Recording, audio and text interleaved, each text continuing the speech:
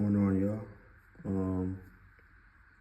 Today I'm gonna show you guys how to put together threaded joints for a metal pipe. These are pipe threads. This is threaded pipe. These pipes can be made from a lot of types of metal. This happens to be iron pipe, black iron. But they can also be made with galvanized steel, stainless steel, or brass, or maybe some other pipe that I don't have off the top of my mind right now. But yeah, in order to join these pipes, you need to thread them together. And I'm gonna show you how to put together one of these today if you haven't done it before. So let's get started. So, a little bit of information first. These threads on this pipe are tapered. These are tapered so that this part is the thickest part and this part is thin. And for the fitting, this fitting is one side of a union. There's a lot of different types of fittings for these. This is just one of them. But you join them all together basically with the same idea besides a union. But that's information you don't need right now. Especially if you're looking at this video, you just need to know how to thread this pipe together. So on the fitting, we're looking at this part, the part on the inside. This is the male threads. These are the female threads inside of here. And female threads, this part, the part on the outside is the widest and the part on the inside is the thinnest. So it'll kind of match up, and when you thread them in, it'll slowly get tighter and tighter and tighter and squeeze until there is a perfect joint that won't leak.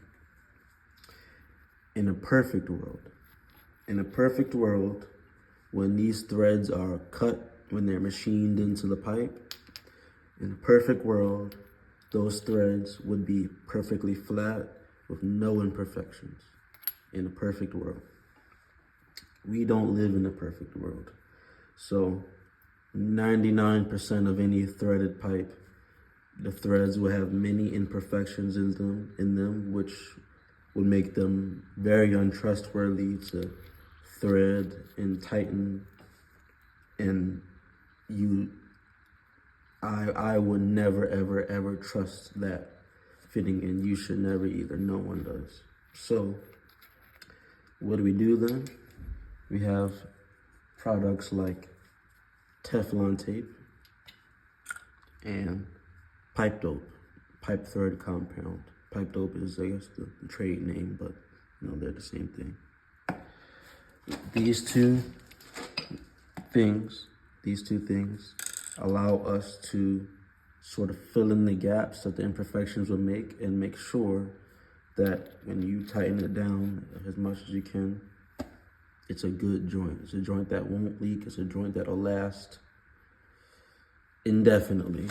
The stuff, threaded connections like this, it's honestly one of the best connections there is. It's like, if you do it right, do it, as well as you can, do it within the rules, do it within code. It should never leak, period, end of story. So, first things first. Now, some plumbers use Teflon tape on its own. Some plumbers use pipe dope on its own. I tend to use both. I use both when I'm making a connection that's intended to be permanent. Like for this one, for example, this is intended to be permanent for me. This connection is like, if this, right now, this is I'm putting in the gas piping for a heater for a home. This should never ever have to come loose, unless there's some renovations or whatever and they're getting rid of the gas. once this is tightened, it should never have to come loose. So in that situation, I would use Teflon tape and pipe dope, double trouble, more stuff the better. If I were, say, putting together for example, this connection right here, this is a plug going into a T for a main line of this house. This, I'd only use pipe dope because that isn't meant to be permanent. This is actually when I'm finished with this stuff over here. I'm gonna take this out, this fitting out, and I knew I was gonna take it out, so I only used pipe dope for this, no Teflon tape. But if it was permanent like these, I put these fittings together. This is pipe dope and Teflon tape. Can't really see the Teflon tape anymore, but I did use Teflon and pipe dope for these because these are never supposed to ever come loose again, and that's why. This, no Teflon because this is temporary. This stuff is permanent. I used Teflon and pipe dope.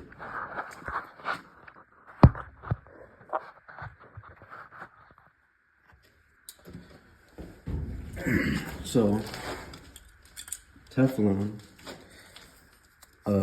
this is typically what I guess is thought of that makes the actual seal.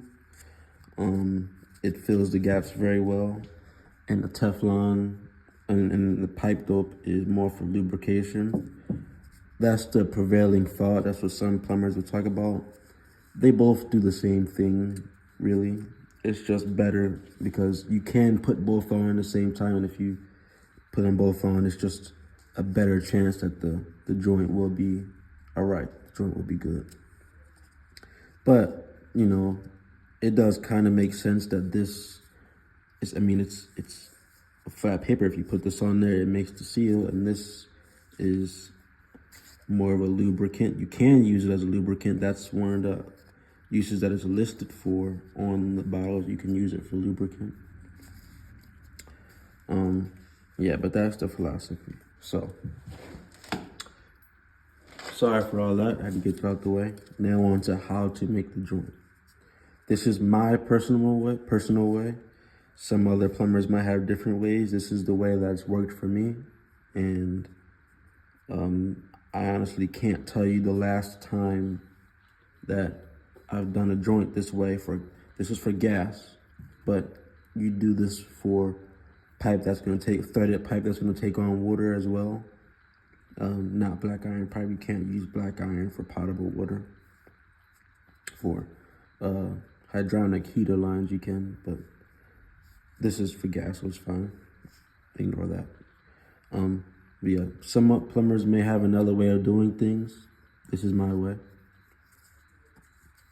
So what I like to do first is wrap the Teflon tape. Now, one important step to this that you cannot forget, absolutely not. Always wrap the Teflon tape clockwise, meaning if you're looking at this, you're wrapping it to the right, clockwise. Because if you wrap it counterclockwise to the left, when you tighten the fitting, it's going to unwrap the Teflon tape. You never want that to happen. So you have to remember that if there's one thing you always remember from this video, always wrap the Teflon tape clockwise. That is rule 1, book 1, knowledge right there. Clockwise all the time. Righty-tighty, lefty-loosey. So me personally, I like to wrap it 3 to 5 times. For this, I'm gonna wrap it 5 times because it's gas. You gotta take gas seriously all the time. It's not something to be played with. So I wrap it around there 3 to 5 times. Usually I leave this little lip open without any Teflon on it because that's not really what makes the seal. And sometimes if you wrap over it and have some of the Teflon hanging off, there can be, a little bit of a overlap and it can kind of get messy in there. And you don't have to do that. Some plumbers do, you don't have to. It just matters that you have Teflon all over the threads. And we're not gonna thread the pipe all the way to the last thread. That'd be too much. There'd be a chance that you could break the fitting if you threaded it all the way down in there. But it's good to just put Teflon on most of the threads, just so that if it just so happens that the fitting accepts a lot of it, you know, there's still some, you can know that every single thread that's in there is being used with Teflon. So I'm gonna go ahead and wrap this other side as well to show you again. Again, wrapping it clockwise. This one is a little bit closer to the fitting, to the edge, but that's fine. It's easier to like hold it for the first one, and then once it's on there, then let it go and keep going around. 2, 3, I'm gonna go down a little bit, 4, 5, and then you hold this piece with your finger, or you use your other finger and hold, and then you tear it off. And then what I like to do is turn the fitting while holding my fingers on it like this, and that just makes it a nice secure connection. So you can see all the threads, you can see the Teflon dug all the way into the threads. That's good. That's usually what you want to see. So now comes the pipe dope. This is my favorite type of pipe dope. It's white in color. It's a thicker, pastier type of pipe dope. There's other types of pipe dope that are a little less thick. There's pipes that are a lot more liquid. There's kinds that are a lot more liquidy, different colors and stuff like that. There is a yellow pipe dope that's designed for gas lines. You don't have to use it on gas lines. Most like household gas applications, you don't need it, but you know, it's designed more for gas. This is just a general pipe thread compound, will absolutely work for this scenario.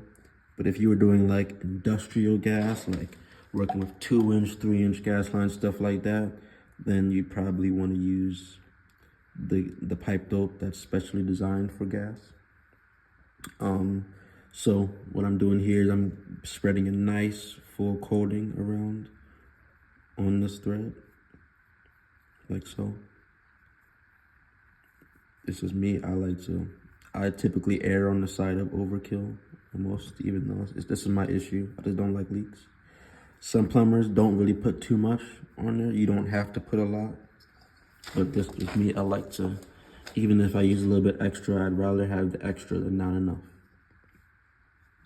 So now I'm gonna put this fitting on, and this is the fitting I'm using. This is 1/2 of a union.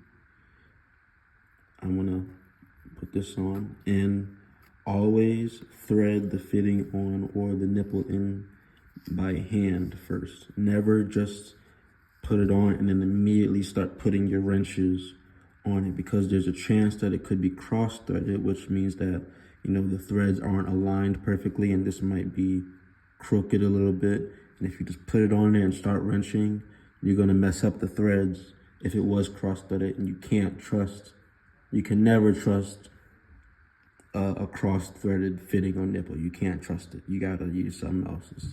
It's unreliable, and it's now unreliable. But this, I turned it by hand a few rotations, so I know what's on there, and it's, you know, it looks straight. So now I'm going to use my channel locks and this little pipe wrench. 1/2-inch nipples and fittings don't require a whole lot of leverage to do it. I would never use this one like an inch in diameter line. You probably would need a bigger pipe wrench, but for this, you know, this is pretty much all you need. I also have this 12-inch wrench if I needed it, but for this right now, when I'm doing this, you know, I'm just putting this pipe together in my hands. It's not in a weird place. I don't need too much leverage to take care of this one. So another concept you have to do is holding back on one side of whatever joint you're putting together. So if I were to just hold this in my hand and try to thread it in, I might get pretty far, but then at some point, my hand doesn't have enough grip, enough leverage to do that. So what I would do is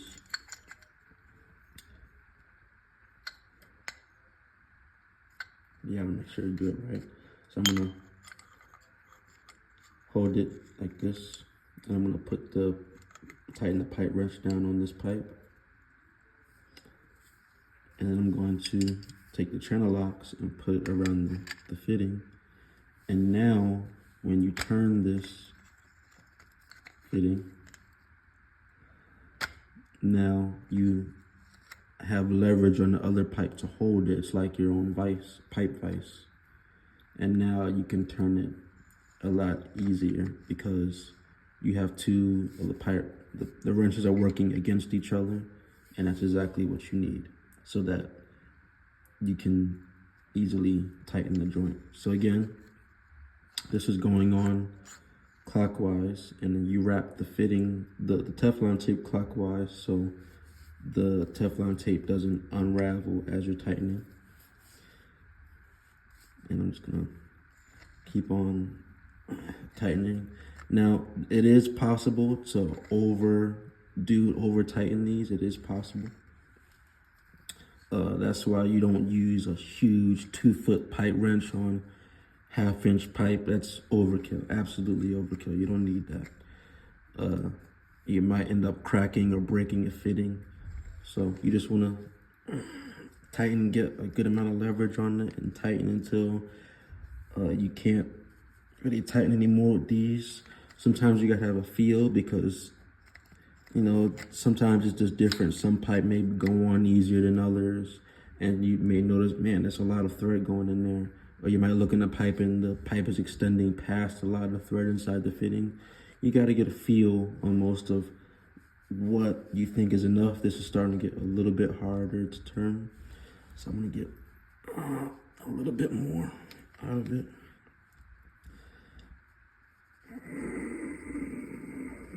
Yeah, that's pretty good. Now, I mean, that wasn't all of my strength, but it was enough that I feel satisfied. And if you look at those threads now, this is what they both look the same on either side.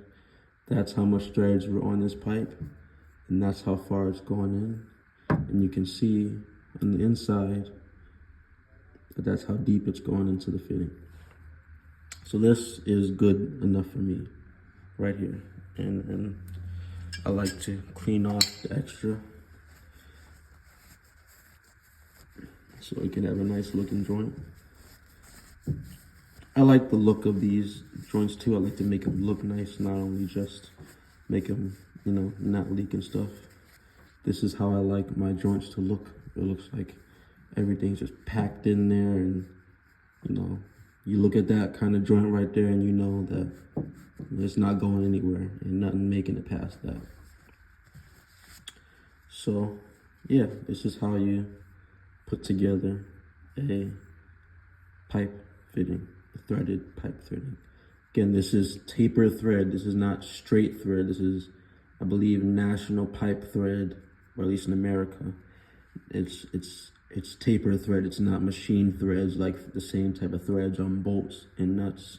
This is, but that's different. This is for something else, another type of way to join iron pipe. That's not what this video is about. It's just tapered threads, the threads you'd find on a T, a 90, something like that. Tapered threads where the threads squeeze together. These threads, the male threads and the female threads, you turn them and then they slowly compress together. That's what this is for. So yeah, that's pretty much it. You know, obviously, if you're working with threads a lot, it can get more complicated depending on where you are, location you're working in, because, you know, it's easy to just put together a fitting right in your hands. You got space to work with, but if you don't, it might be harder. It's, you know, the nature of the business. But this is how you put together threaded pipe. That's pretty much all I had, and thanks for watching. I hope this helps somebody.